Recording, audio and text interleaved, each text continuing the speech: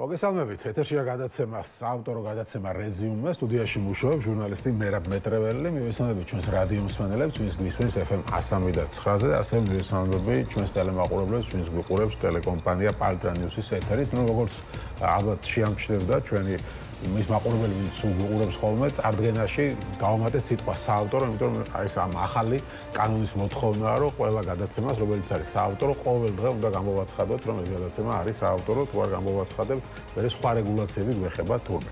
მოკლედ ასე წარმოადგენს ხოლმე სულ გადაცემა, საავტორო გადაცემა რეზიუმე. რაც შეეხება ხა დღევანდელ თემას.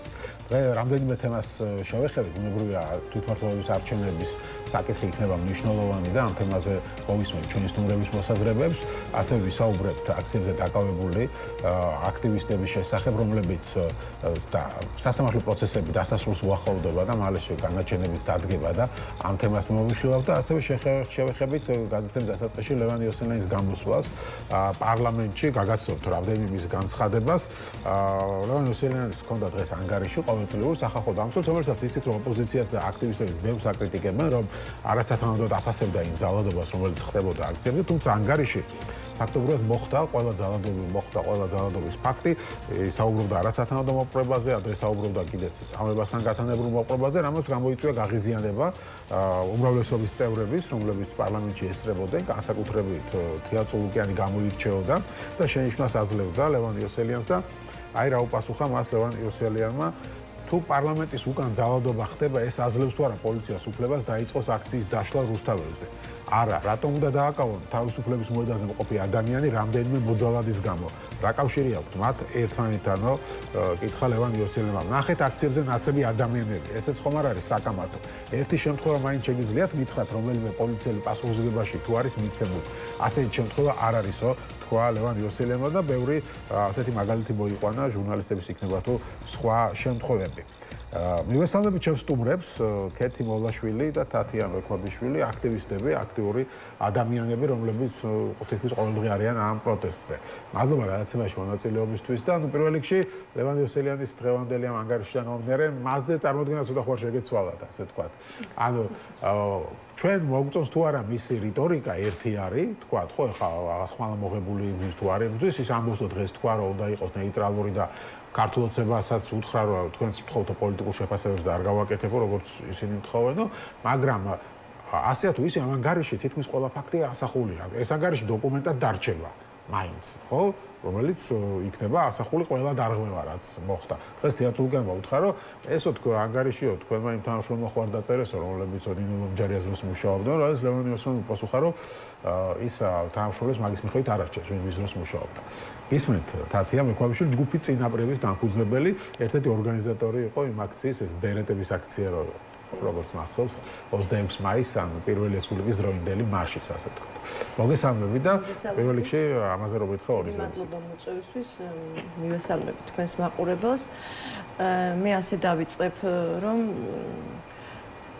ძალიან ძნელია უყურვა ეხა ამ მდგომარეობას, რაც საქართველოშია შექმნილი, უყურვა ამ ახალგაზრდებს, რომლებიც გისოსებს მიღმარიან, გამომწყდეული ტყუილა, თან მით უმეტეს ადამიანები, რომლებიც აი ამ აკტერორის მსხვერპლიც იყვნენ, გალახული ადამიანები, ნაცემი ადამიანები, მხოლოდ იმისთვის, რომ აპროტესტებდნენ და ითხოვდნენ ევროპულ მომავალს და მე ვფიქრობ, რომ საზოგადოების ყველა წევრი ადრე თუ გვიან გამოფხიზლდება, მე ამას ვეძახი აი ამ დღევანდელ ჩვენი სახალხო დამცველის გამოსვლას.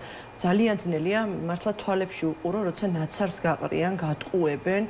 ეს ისეთი ხილულია, ეს ტერორი, რაც ეხლა მიმდინარეობს ამ ჩვენ ქვეყანაში.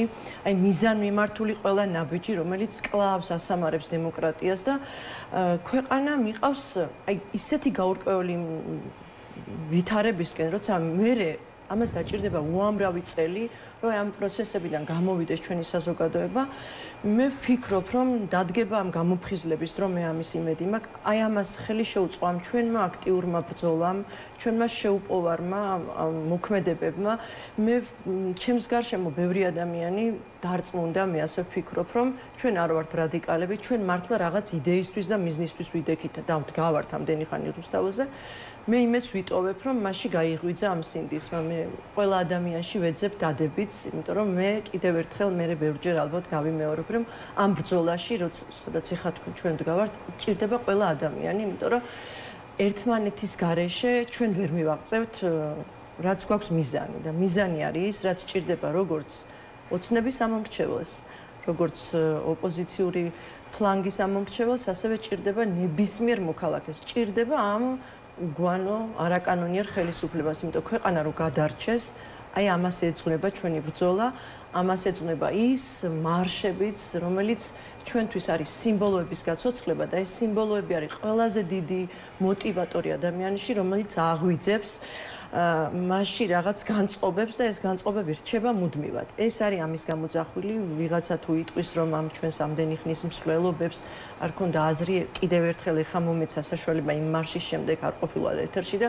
აუცილებლად უნდა ვთქვა, რომ აი ამან დატოვა ზუსტად ის კვალი, რომ ეხა მე სადაც მივდივარ, ვიყავი საზღვარგარეთ ეხა რამდენიმე ქვეყანაში და ყველგან ამ მარშზე საუბრობდნენ.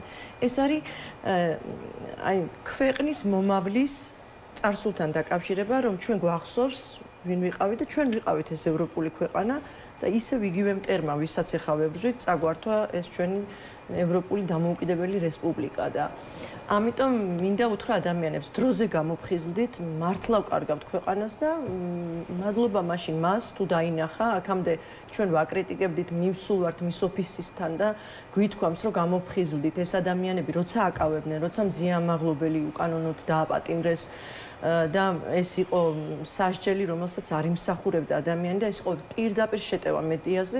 ჩვენ ვეუბნებოდით, მე აქციაზე ვარ, ყველა აქციაზე ნამყოფი მისი ოფისის წინ, როცა ვეუბნებოდით, რომ გამოფხიზლებული იყო, ქუჩაშიც ვეუბნებოდით სათქმას, რომ ის იყო სახალხო დამცველი და უნდა ემოქმედა.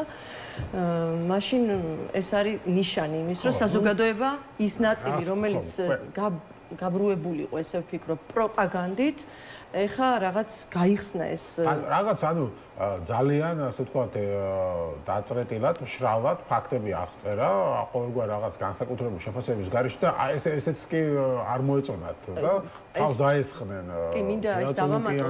მე არ ვთხოვ, ჩვენ არ ვთხოვთ.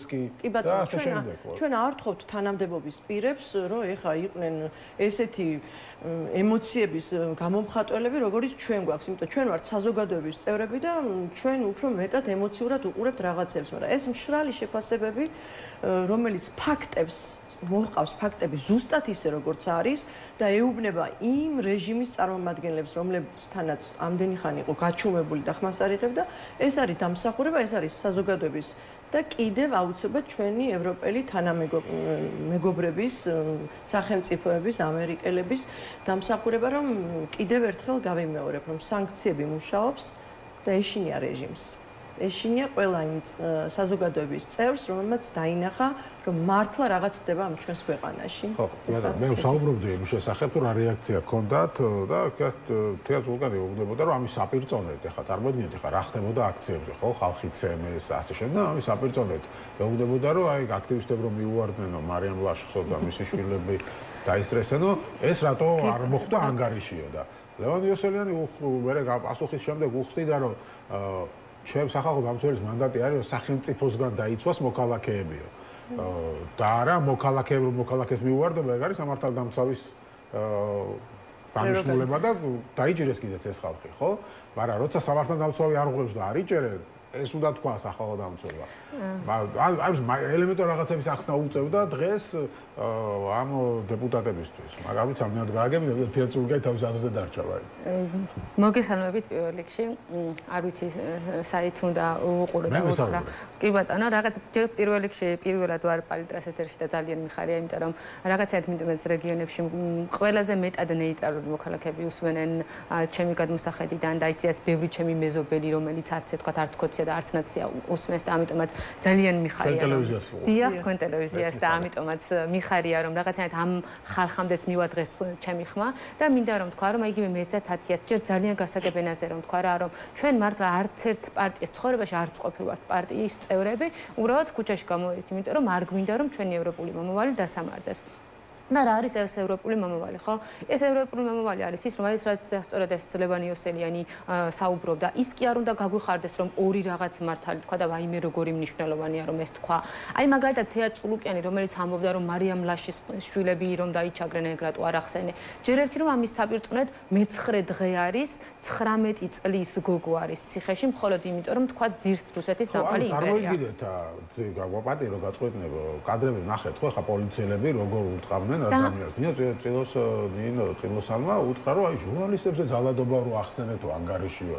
რაღაცა არ გამიგიო შესაძლებლად ეხლა. ურავი როგორ მეგობრებო, თელმა სოფლიო ნახა, როგორ დადიოდა ორი თვე კისერ შეხვეული ადამიანი და პირველი ჟურნალისტმა აკაჩიხლადეს, ეხა იქ არ და პოლიციელები ყო თუ არ ვიცით, იმიტომ ღირბიანები იყვნენ, მაგრამ ნუ ისიც როგორ წეს. ურავი როგორ პოლიციელმა ცემა, ზუსტად ნახე და სხვა ჟურნალისტებიც კიდევ უამრავი არიან ნაწილი. კი ბატონო, და ამის საფიქსებარო არ გამიგია ამ შესახებ. ამიტომაც ლევან იოსელიანი, რომელიც იძახის, რომ იცი რა თავს რომ იმართლებს, თავის მართლების პოლიციაში არ უნდა ჩადგეს იქ სახალხო დამცველი, იმიტომ რომ თუნდაც მე აგერ მაყურებელიც მიყურა გვისმენს და აგერ ღიად ვიტყვი, რომ ამის საპირწორედ ეხა მარიამ ლაშხს თუ ორი ერთი მცირე წლოვანი ყავდა და უთხრეს რომ ძირს რუსეთის დამპალი იმპერიაო, მე მაგალითად შევესწარი რუსული კანონის დროს ფაქტს, როდესაც მცირე წლოვანი მამა საკუთარ მანქანაში შვილის თვალწინს ცემეს. დღემდე ფაქტები ტელეფონში მაქვს, ფოტოები და ადამიანები, სადაც ჩანან ისინიც კი ტელეფონში გვაქვს. არანაირი რეაგირება არ მოხდა რა პოლიციაში, მით უმეტეს იმ დროს, როდესაც მივედით და პოლიციას ყველა ვიდეო და ფოტო გადავეცით. როდესაც საპირწონედ ეს არის, როდესაც ხედავთ ჩვენ ერთ მხარეს რეჟიმი, რომელიც არაფერს არ იძიებს და ჩვენთვის მაგალითად ვისთვისაც ვიბრძვი არის ის, რომ კანონის წინაშე იყოს ყველა თანასწორი. თუ ჩვენთვის კანონი იტყვის, რომ მარიამ ლაშხი უნდა თუ შეურაცხყოფა მიაყენეს ეს გოგოებმა დააპატიმრონ, მაშინ მეორეს მხრივ, როდესაც კაცი რომელიც მართლა გადაფარებული იყო და ეს თავისი შვილი ჩამძვრალი იყო მანქანაში და ვერ უყურება მამამის როგორ ცემდნენ სამხარაძის გაგზავნილი ტიტუშკები, ერთნაირად უნდა დავარაგოთ, რომ ისიც უნდა დაისაჯოს. როგორ მისცემდნენ ისიც.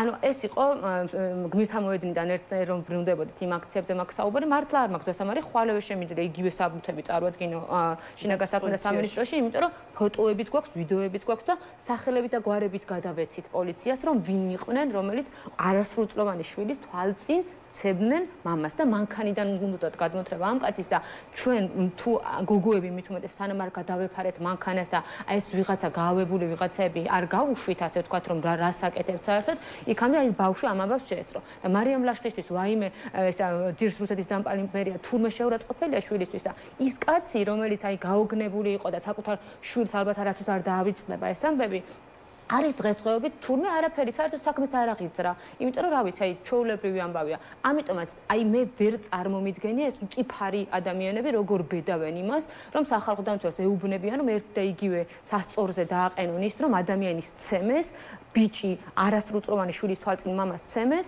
და ძირს რუსეთის დამპალი იმპერია და შემონაო რომ უთხრეს, აი ეს როგორ უნდა დავაყენოთ ერთნაირი საპირტონეზე. სწორედ ამიტომ სახალხო დამცველმა რომ ეს უიმე ორი სიტყვა რო თქვა, ეგ არ უნდა იყოს. სათითაოდ კიდევ უამრავი რაღაც ქონდა სახალხო დამცველს სათქმელი, რაც რაღაცნაირად ანგარიში ბევრი რამ მოხდა.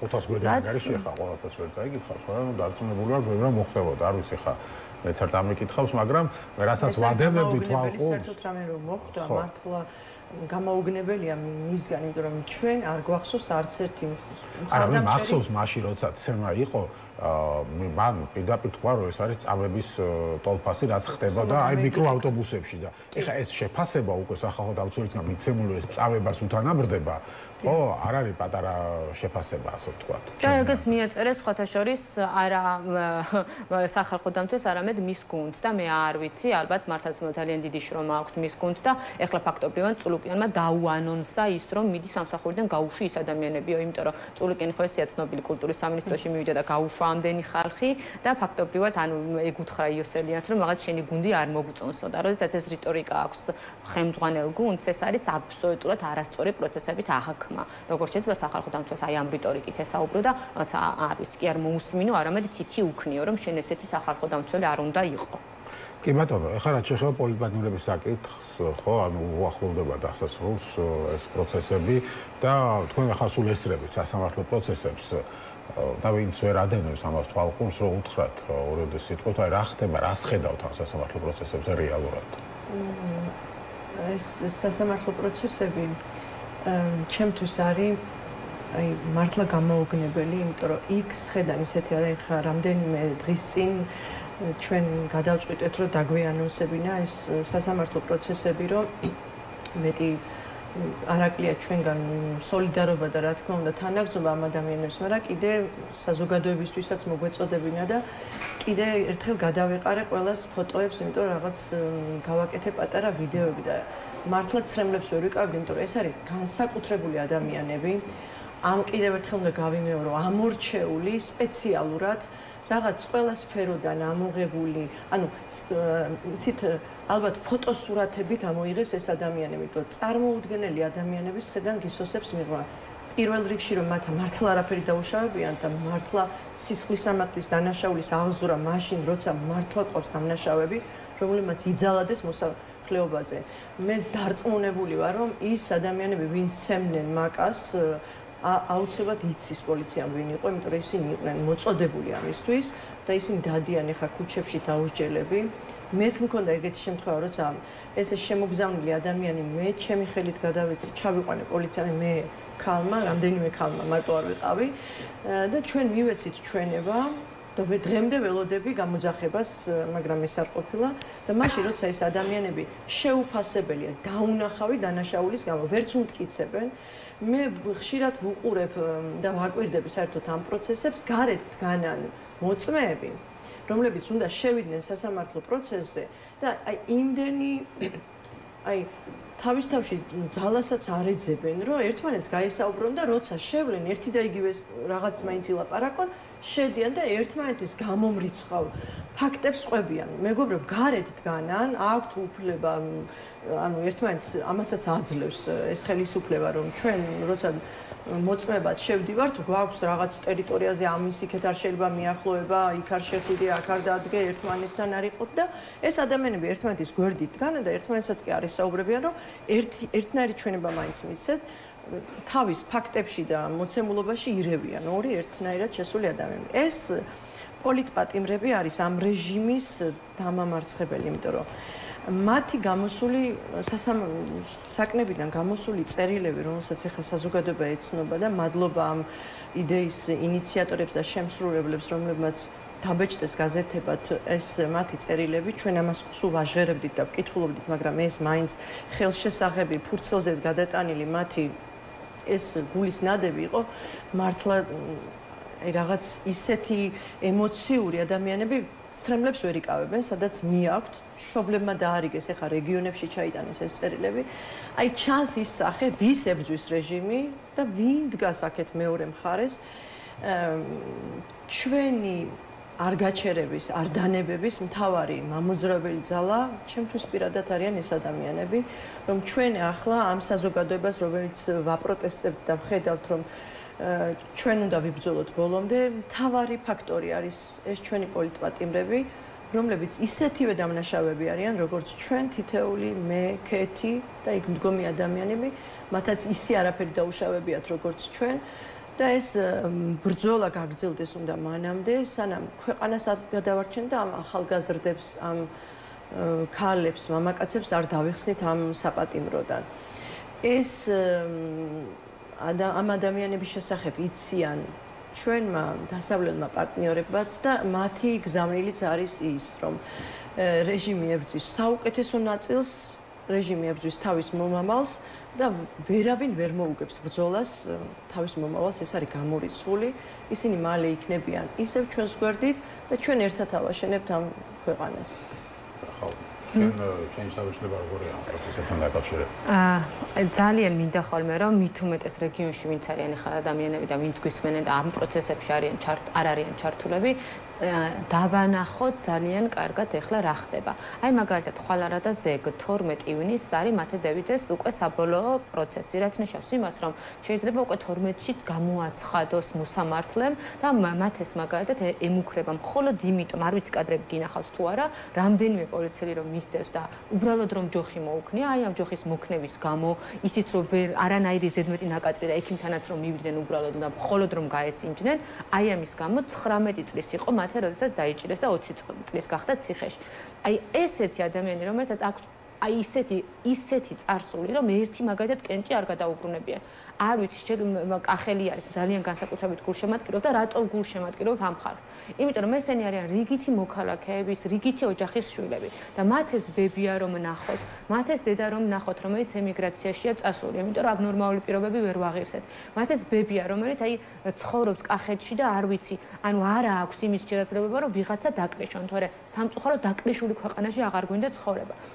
და ბიჭები ღმერთო ჩემო აი ეს პატარა ბავშვები რომელიც რეჟიმმა გამოკედა ციხეში და ეხა ჯოხის მოქნევის გამო და ზოგიერთმა უბრალოდ ფეიერვერკი რომ ისროლეს აი მაგის გამო რომ დღესდღეობით რეჟიმი ეუბნება რომ მე შენ 6 წლიან 7 წლიან 9 წლიან პატიმრობაში გიშვებ აი მე როგორც მოქალაქე არ ვიცი ან ვიღაცებს კი მაგალითად ეხა მართლა რომ გვიყურებენ ის მოქალაქეები როგორი აზრებენ მე უბრალოდ სახლში გაჩერება არ შემიძლია როდესაც ვიცი რომ 12-ში 4 საათზე არის მათე დავითის პროცესი და აი ამიტომ მთელი გულითა და სულით მოქალაქეებს თქვა რომ დღესდღეობით ჩვენზე ისინი რომლებიც ვიაზრებთ ხო ვინ არის დღესდღეობით სამოქალაქო საზოგადოება იმიტომ რომ მართლა რუსეთი არის ხო ვის გვინდა რუსეთი მე არ მჯერა რომ რასაც კობახიძე იძახის რომ მოდი არ ვიცი რა პოლიტიკასაც ის ატარებს მე არ მჯერა რომ ქართულ საზოგადოებას მოგწოს იმიტომ რომ მე დავიბადე გავიზარდე და ვცხოვრობ ქიზიხში და მართლაც ეხა აი აქ ერთი სული მაქვს რომ ეს ყველაფერმა გადაიაროს და დავბრუნდე ისევ ჩემს სოფელში გულწრფელად ვამბობ ამას არაფერი არ მინდა გარდა იმისა რომ ევროპულ ორბიტაზე დავბრუნდეთ და გაგრძელდეს ჩვეულებრივი ცხოვრება უბრალოდ ადამიანურ დონეზე ძალიან კარგად რომ გავიგოთ. როდესაც 19 წლის მათე რომელიც დაიჭირეს და ეხა 20 წლის გახდა მეგულება ციხეში, სახლში ვერ წავალ.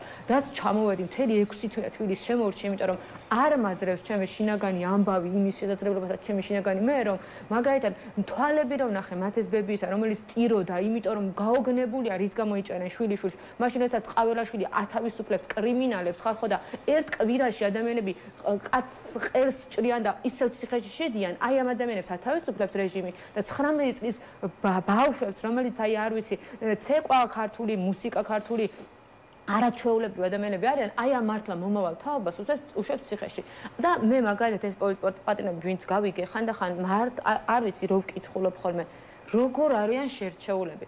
ყველა აბსოლუტურად რაღაცნაირად გავეცანი. ანდრო ჭიჭინაძე, რომელსაც 3 წლის ძალიან მცირე წვევანი შვილი ყავს, არ მახსოვს 3 თუ 4. იმას რატო არ აქვს მაგალითად, რომ მამა დაუჭირეს, არაფრის გამო რო არ დაუჭირეს. წულუკიანს რატო არ აქვს პრეტენზია, როდესაც მარიამ ლახშია საუბარი. ვეფხე კაცრაძე, რომელსაც მრავალშვილიანი მამა არის. ანუ მართლა წარმოუდგენელია, ყოველდღიურად უნდა ვიხსენოთ ალბათ ის ამბები, რამხელა სრული არ ვიცი, როგორი რუსულ ყვარს ხედა, ვიცით მე ყველაფერში, რომ რასაც ამ ხნის განმავლობაში რუსეთს უყურებდით და არ მოგწონდა, ეხლა გამოდის ის, რომ ზუსტად იქ გადმოდის საქართველოში და მე მართლა ვწუხარ, იმიტომ რომ იგივე პარლიტრამედიას როგორც ვიცით, ანუ ეს ამდენი ხალხი უყურებს იმეს და მე ვხვდები, რომ ვეღარ ვერევი ხანდახან მაგას და მაგიტომ ძალიან წუხარ და არ ვიცი ეხლა შეიძლება ვიღაც ისეთ მარტი იმედის მაყურებელიც გვიყურებდეს, ხალხო უბრალოდ გადართონ სხვა ტელევიზიებზეც მართლაც მესმის რომ მაგალითად იქ ძალიან დიდი შოუებია და იმედს მიყვებიან, მაგრამ პარლიტრამედიაზე სადაც მაგალითად რაღაცა ნორმალური ერთი სიტყვაც ისმის, ხანდახან თუნდაც ეგ მოისმინონ. ესეც არის რაღაც ერთი პატარა მარცვალი რა, იმიტომ რომ დღესდღეობით ივნისი და ეს აი ივლისი თუ გადავიდა და ეს ბიჭები ციხეში გამოვკეტეთ, ეს იქნება არ ვიცი, ერთ-ერთი ყველაზე დიდი ლაქა საქართველოს ისტორიაში, რომ არაფრის გამო რუსულმა რეჟიმმა დაგვიმონა და ჩვენ ქართველები თავწახრილები, იმიტომ რომ ანუ მთავარი ომი არ იქნებაო. დიახ, ვაანალიზებ რუსეთის საფრთხეს, მაგრამ მე უკვე დღეს ვაანალიზებ იმისაც, რომ ჰიბრიდული ომი არის და დღესდღეობით შეიძლება ხვალე გავიღვიძოთ და ჰიბრიდული ომის საერთოდ აღარ დასჭირდეს, იმიტომ რომ ქართველი ბიჭები მოუწიოდონ და წაიყვანონ და უკრაინაში ავმონ. ეს არის ძალიან სერიოზული საფრთხე, ამას თვალს უსწორებ და ამიტომაც აი მაგიტომ მინდა რომ დავარწმუნო ეს ხალხი და ხანდახან აი ვეღარ ვსუნთქავ ხოლმე ისე რომ აი რასაც მე ვხედავ რომ ეგ მაგალითად ვერ მიმაქვს. რატომ აღარ გამოდის იმდენი ხალხი რამდენიც ადრე გამოდიოდა, ანუ ვეღარ ხედავენ ამ საფრთხეებს თუ უბრალოდ იმედი გაუქრათ მათ, ანუ ამბობ რომ მინდა რომ დავარწმუნო. რატო ჭირდებათ? ძალიან მინდა ხოლმე რომ ეს ამბავი თქვა რა. იმიტომ რომ ის ადამიანები ვინც ჩვენთან ერთად ეხლა იბრძვიან ძალიან მოკლედ ვიტყვი და მე რეთათიამ გააგრძელოს. იმიტომ რომ მე ძალიან კარგად ვიცი, ანუ მოკლედ მთელ სოფლიოში, მთელ საქართველოში არასდროს არ უბრძოლია უმრავლესობას და 100,000-ობით ადამიანს ყოველდღიურად. ქართველმა ხალხმა თავისი სიტყვა თქვა და გავიდა. იმის ილუზია არ უნდა გქონდეს, რომ 200 დღის განმავლობაში ყოველდღიურად 100,000 ადამიანი გამოვა. ეს ძალიან მარტივია. ყოველთვის იბრძოდა უმცირესობა. ილია ჭავჭავაძე იყო და ძალიან მცირეთი იბრძოდა რუსეთის იმპერიის დროს არ დაგვავიწყდეს და თავის მიზანს მიაღწია და ეროვნულობა მაინც შეგვინარჩუნა. ვერა კოსტავადაც ვიად გამსახურდა იყო და 10 კაცი დადიოდნენ და დისიდენტებს გამსახურდნენ თავის დროზე და მარცხათ იგებდნენ და ციხეში ჰკეტავდნენ და ამათმა ადამიანმა და მერაბ კოსტავონამ ძვიად გამსახურდიან შეგვინარჩუნა საქართველოს და დამოუკიდებლობა მოგვიპოვა. ხო და ყობახიდამ რაც არ უნდა იცახოს რა შემცირდითო. დიახ, იმიტომ რომ ჩვეულებრივია, ანუ მაგაზე რატო უნდა წავიდეთ პოლემიკაზე. უბრალოდ ეხლა იმაზე მეტნი ვართ, ვიდრე საქართველოს ისტორიაში ოდესმე აი ამ ერთობას უბრძოლია. რა თქმა უნდა, ბევრი ფაქტორია, 5,000 ლარით რო ადამიანს აჯარიმებ და ყადაღაზე რომ მიდის, მე ანუ როგორ წარმოგიდგენიათ ეს ყველა რეპრესიები. ამ რეპრესიებიდან თუ ამოვალთ, რა თქმა უნდა, საკმარისზე მეტი ვიბრძვით და ჩვენი სიჯიუტით სწორედ მივარყევთ დამოუკიდებელ საქართველოს, რომელსაც რუსეთი ვერ ეხება. ბოდიში დათია. თუ არ ასპექტობთ ამ თემას. პროტესტის პერსპექტივას როგორ კი, ვუყურებ და ვხედავ და ვეთანხმები მე რომ ეს ბრაზი და პროტესტი არსად არ წასულა და ვეთანხმები რომ ადამიანები თავისებურად აპროტესტებენ და იბრძვიან. ეს მაშინაც ამბობდა ყობახიძე ჩვენ 200,000 ვიდექით და გადაკეტილი ქონდა გავსებული თელი ქუჩები რომ მაშინ 200 და 300 ადამიანი დგასო, ამიტომ მე მათ არ უსმენ. მე ზუსტად ვიცი, როცა საჭირო ეს ჩვენ ვართ, ანუ ადამიანები ირჩევენ ბრძოლის სხვადასხვა გზას. ჩვენ ავირჩიეთ ეს გზა, რომ აი ამდენი დღე, 200 დღე, ყოველ დღე ვიდგეთ ამ ბრძოლის წინა ხაზზე შეიძლება. ჩვენს გვერდით არიან არის უამრავი ადამიანი და მე არ ვხედავ ამ შემცირებულ მუხტს. მე ვხედავ, როცა საჭირო იქნება ადამიანები ისევ ერთ, იმიტომ ჩვენ კონტაქტი არ გაგვიწყვეტი არავისთან, ჩვენ ხშირად ვურთიერთობ და მე მაგალითად ყველაზე დიდი ჯარი მყავს ვიტყვი ჩვენი დიასპორა, რომელსაც ყოველდღე ვეკონტაქტები და ისინი იბრძვიან ჩვენთან ერთად. ეს არ ნიშნავს, რომ ჩვენთვის სიმბოლური, მე სიმბოლოებზე ხშირად ვსაუბრობ, იმიტომ მართლა ვხედავ ამას, ამ ჩავარდნილი კენჭის ეფექტს ვეძახით ჩვენ მეგობრები როცა ვსაუბრობ, იმიტომ რომ ეს ტრიალებს ილექება გულში და ეს რჩება, ყველაზე დიდხანს გრძელდება. ჩვენ ბევრს ვსაუბრობთ ერთმანეთთან და ეს ადამიანები არსად არ წაუსულან. ყველანი აკეთებენ თავის საკეთებელს. ზოგი ითხოვს ამ ხელისუფლების დასანქცირებას, ზოგი წერს, ზოგი ამზადებს, ზოგი გამოდის და აპროტესტებს. ასე რომ ტყუილად აქვს ამ ხელისუფლებას მართლა გეუბნებით. აი მე სრულად დარწმუნებული ვარ ამ ყველაფერში და ყველაზე მთავარი, რასაც ვხედავ და რაც უნდა მოხდეს, რაც შეიძლება ამ წუთას შემოუძახო ამ ჩემს თანამებრძოლებს, ეს არის ერთიანობა, რომელიც აუცილებელია. აი ყველა ბრძოლაში როცა გადამწყვეტი მომენტი იდგება და მე ზუსტად ვიცი რომ ეს გვაქვს ჩვენ ქართველებს ეს გვახასიათებს ოდითგან ერთმანეთის დაპირისპირებული გვარები, კლანები, ფლანგები, რა ვიცი, სამთავროები ერთიანდებოდნენ საერთო მტრის წინააღმდეგ, ჩვენ გვაქვს ეს ერთიანობა და ჩვენ ამას ვაჩვენებთ. და კიდევ მთავარი უნდა ვთქვა, რომ ხელისუფლება ცდილობს ამ ყველაფერს და ეს ნარატივი, რომ ისინი ვიღაც ცოტანი დარჩნენ და დასეირნობენ თუ რავი რას ვაკეთებთ იქ, ნამდვილად არ მაქვს ეხლა სასეირნოდ საქმე არც მე თავისი საქმე აქ ადამიანს მეც ეს არის სხვების მოვიდნენ და ისეირნონ ბატონო სხვების მოვიდნენ და ისეირნონ თქვენ ისინი ანუ ჩვენ შევენაცვლებით ერთმანეთს ესე არ არის იმიტომ რომ ეს ხელისუფლება ცდილობს ამ დაშინებას გონიათ რომ ამ 5,000 ლარით ამ გაფრთხილებებით დაჭერებით ადამიანების დაშინებით ამ პროტესტს ჩააქრობს ეს რუსთაველი არის ჩვენი სიმბოლო რო გავაგზავნო ამ სიმბოლოებზე ეს სიმბოლო მანამდე იარსებებს და ამას გააძლიერებს ყველა გუნდი, ყველა ფლანგი, სანამ არ გადატყდება ეს რეჟიმი. ასე რომ დაგველოდეთ მეგობრებო, ჩვენ შევქმნით და ეს აუცილებლად უნდა ვთქვა, ეს არის უპრეცედენტო, აი 26 მაისი, როცა ვაჩვენეთ, რომ სად არის საქართველო, ეს ვაჩვენეთ ჩვენ. ეს იყო იმ ყველა ჯგუფის, ყველა ადამიანის დაორგანიზებული დირექტივების გარეშე, ხელმძღვანელების გარეშე. ამიტომ ეს ორგანიზაცია, ანუ ორგანიზმი ისევ ერთად მუშაობს, ამიტომ დაგველოდეთ. ჩვენ გვაქვს ახლა რეკლამა და რეკლამის შემდეგ ჩვენ ვისაუბრებთ, რას ფიქრობს ის ადამიანები, ვინც 200 დღეად გახართ რუსთაველზე, პარტიების მოსაზრებაზე, ზოგიერთი პარტიის მოსაზრებაზე, რომ ადგილობრივი თვითმმართველობის არჩევნებში მონაწილეობა მიიღონ. დაგველოდეთ ამაზე რეკლამის შემდეგ ვისაუბრებთ.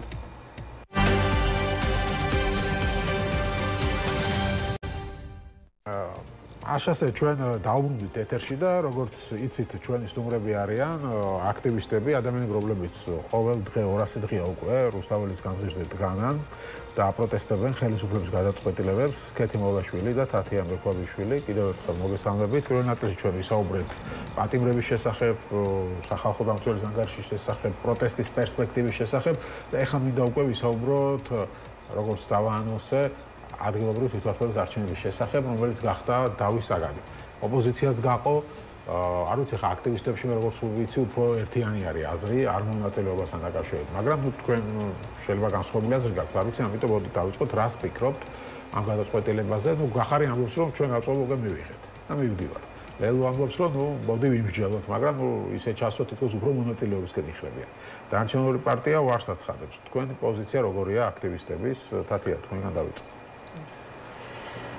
კარგით თუ გუნებავ თქვენ დაიწყოს კარგით ესე დაიწყოს ხო აი მე ძალიან მინდა მაგალითად რომ რაც ახლა პარტიებში იქნება არ ვიცი რასაც წინას არჩევნებში თუ რაიმე უნდა დაიწყონ ან რაღაცა ძალიან მივესალმები იმას რომ ყველაფერი იყოს ღია აი სწორედ იმან დავყოფა რომ რაღაცა თვითონ ჩუმათის ქოცებიც რაღაცებს ჩუმად აკეთებენ არ ვიცი ყველაფერი მინდა რომ იყოს ღია რომელსაც ხალხი დაინახავს სიმსჯელებს და რაც ხალხს მოუნდება მეც რომ მაგალითად არ მინდოდეს თუ დავინახა რომ მოსახლეობას უნდა ისე უნდა იყოს ეს არის აი აბსოლუტურად სრული ჭეშმარიტება იმიტომ რომ ახლა დაიწყება კიდე არ ვიცი ახალი რაუნდი ალბათ რომ ეს პარტიები მოდი თქვა რომ მოდი საერთო კანდიდატურაზე შევჯერდეთ ამაშიც უნდა იყოს მოქალაქეები ჩართულები ესეც უნდა იყოს გამჭვირვალე პროცესი რა გაგვიხდა რომ მაგალითად რა ვიცი თუნდაც თქვენ ნებისმიერ ტელევიზია აშუქებდეს მაგალითად აი ამ საერთო ერთიან შეხვედრებს სადაც ამაზე მიდის მსჯელობა აი მართლაც სახალხოს თუ რამეს გვინდა მივახციოთ არ ვიცი მგონია რომ მაგას ესე უნდა მივახციოთ რომ ყველაფერი იყოს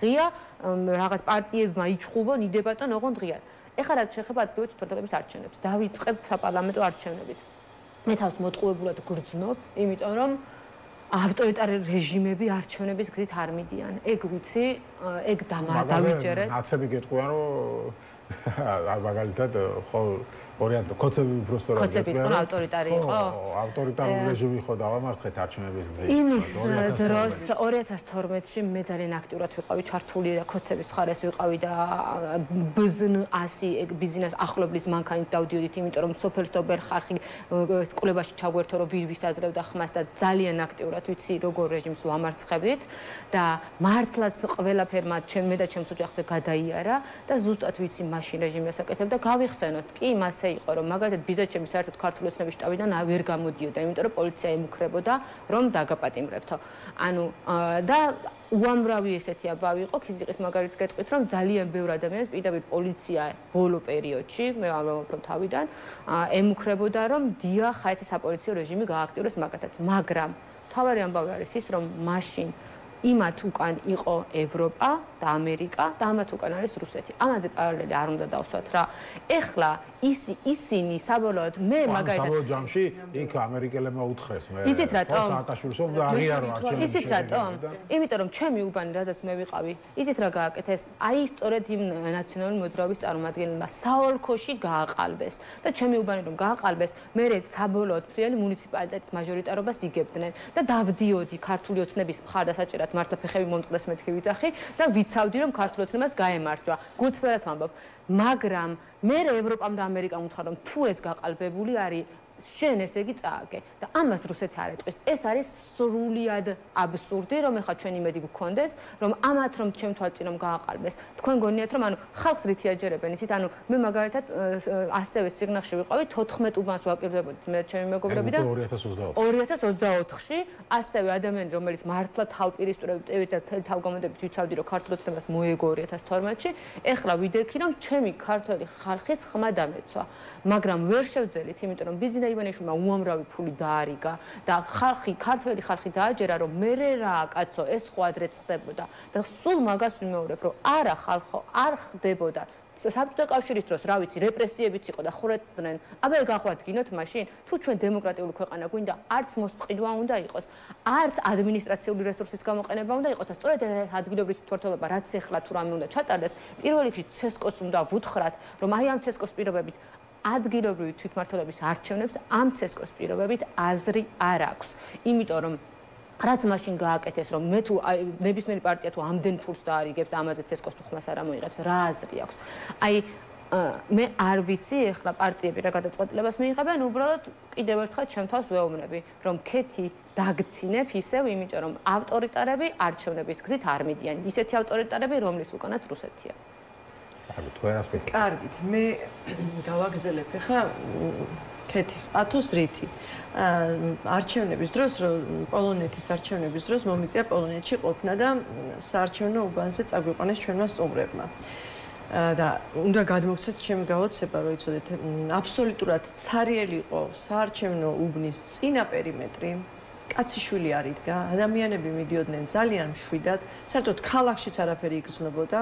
მიუხედავად იმისა, ძალიან საპასუხისმგებლო არჩევნები ჰქონდათ, რაღაც უნდოდათ და რაღაც არ უნდოდათ მოსახლეობას. ადამიანები მარკირების გარეშე, მეგობრებო, წყნარად შედიოდნენ მშვიდად, საკუთარი კალმებით ხაზავდნენ და აკეთებდნენ არჩევანს, მშვიდად გამოდიოდნენ და წყნარად მიდიოდნენ სახლებში. აი მე მინდა დაბრუნდეს პოლონეთში.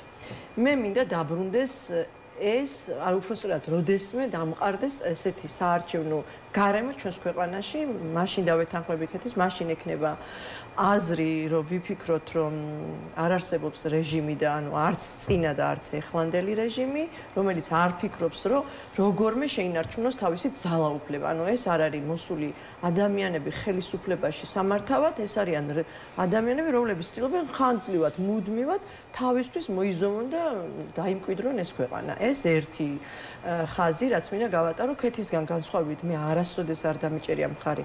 აი, მოსვლის რიზან, მაშინაც კი, როცა მეცენატი ერქვა ბატონ ბიძინას, მაშინაც რატომღაც ამ რუსულ კვანჭებს ხედავდი და არასდროს პირიქით ვიყავი ხოლმე შეტევის ობიექტი და თვლიდნენ, რომ მოწინააღმდეგე მხარეს ვიყავი, არც იმ მხარეს არ ვიყავი არასოდეს, მაგრამ უბრალოდ ჩემი დამოკიდებულება ეს იყო რაღაც ადრე დავინახე. ეხლა რაც შეეხება ამ ბრძოლას, რომელშიც ჩვენ ვართ, და მე მინდა აქ საზოგადოებას უთხრა, რომ ამ ბრძოლაში აუცილებელია ყველა ადამიანის ხმა, როგორც საზოგადოების ხმა, რომელიც ვაპროტესტებთ, გავართ და ამ პროტესტის ავანგარდში ვართ, ასევე პოლიტიკოსების, ამიტომ პოლიტიკოსებმა უნდა აწარმოონ პოლიტიკა და პოლიტიკური პროცესები უნდა მართონ ქვეყანაში, იმიტომ რომ სხვანაირად ვერანაირი პროცესი ვერ გადატყდება. ეს არის ბიძინა ივანიშვილის დაკვეთა, რომ დასუსტებული იყოს და არ არსებობდეს პოლიტიკური ველი. ამიტომ მე მომხრე ვარ იმისი, რომ იყოს გახსნილი მსჯელობა ჩვენთან საზოგადოებასთან ერთად ყველა საკითხზე გახსნილად მსჯელობდნენ პოლიტიკოსები და არ იყოს ეს შეზღუდული. მე ვხედავ, რომ არსებობს სხვადასხვა გზა დავინახე, როგორც თქვენ აღნიშნეთ, ზოგი ამის მომხრეა, ზოგი ამის მომხრეა, მაგრამ მე ვიმედოვნებ, რომ მეც აგვიხსნიან ორივე მხარე, ამის მომხრეც, იმის მომხრეც, იცით რატო ვამბობ ამას, მე შეიძლება მაქვს ჩემი პოზიცია და ჩვენ საზოგადოებას გვაქვს ჩვენი პოზიცია, მაგრამ მე მინდა ზუსტად ხედავდე, სად არის გამარჯვების გზა.